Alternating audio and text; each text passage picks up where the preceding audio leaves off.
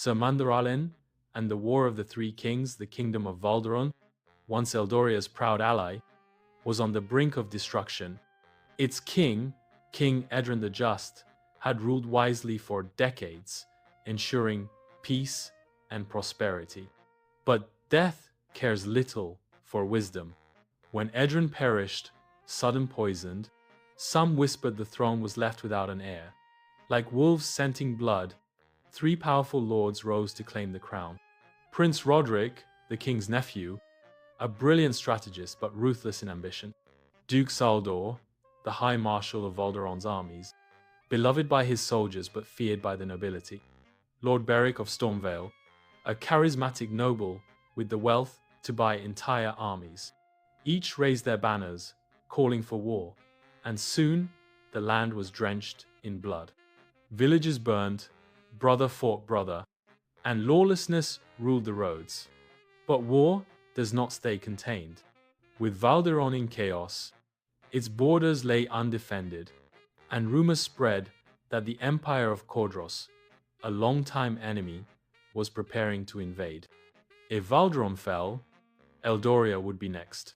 King Aldred summoned Sir Mandorallen, his most trusted warrior, and the bravest knight to ever live, to his court.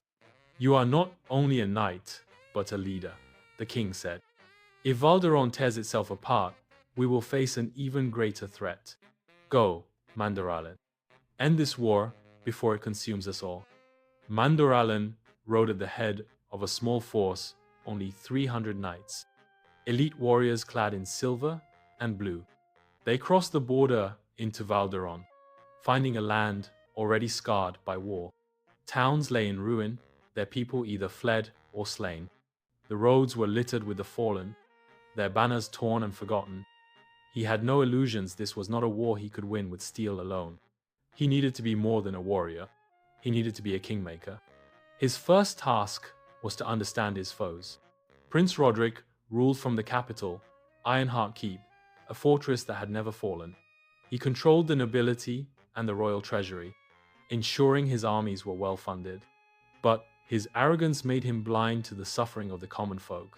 Without his knowledge, Duke Saldor had seized the western strongholds, holding the loyalty of the army and the knights. His soldiers adored him, but his distrust of the nobility made him a political outcast. Lord Beric, the most unpredictable, had turned the south into his personal kingdom. He had no birthright, no army, only coin, and with it he had hired mercenaries, assassins, and spies. Mandorallen knew one thing: if he fought all three at once, he would lose. So he chose a different path. Mandorallen rode first to Duke Saldor's camp, deep in the western hills. His knights were weary but disciplined, hardened by battle. "I come not as an enemy, but as a messenger," Mandorallen declared before the Duke. "Eldoria will not let Valderon fall into ruin, but you fight a war you cannot win alone. Swear loyalty to Eldoria, and we will see you crowned." Saldor studied him, then laughed bitterly. "You speak as if you are a king, Mandorallen. What right have you to decide who rules Valderon?" "I am not a king," Mandorallen admitted, "but I can make one." Saldor was no fool. He knew that Roderick and Beric would never yield to him, not while they still had the strength to fight. After a long silence, he extended his hand. "You have my loyalty," he said, "but if you betray me, no armor will save you from my blade." Mandorallen smiled. "Then let us end this war." With Saldor's army at his back, Mandorallen turned to Ironheart Keep, where Roderick sat upon a stolen throne. The young prince had grown paranoid, fearing assassins in every shadow. Mandorallen sent a message, offering terms: yield the throne and live, or resist and fall. Roderick's answer was a night attack, sending his knights to ambush Mandorallen's camp. But Mandorallen had expected this and set up appropriate defenses. His forces crushed the assault, capturing Roderick's knights.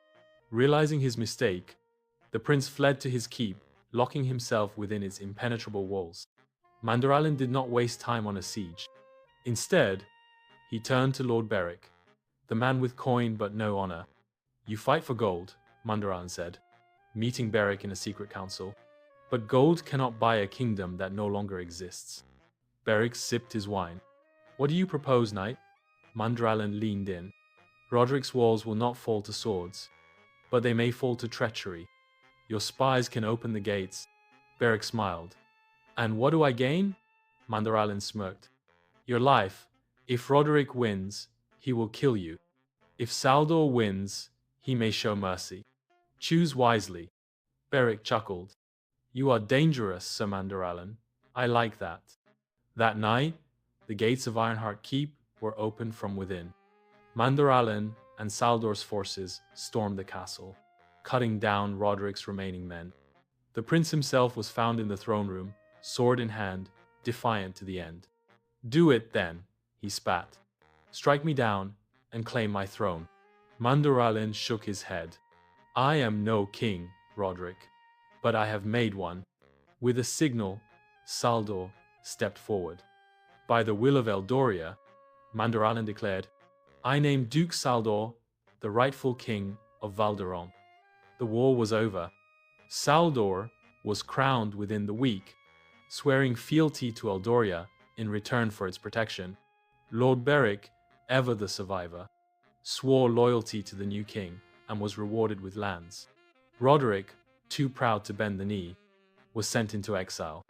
Mandorallen rode home victorious, knowing that he had won not through brute strength, but through wisdom, strategy, and the power of the right alliances.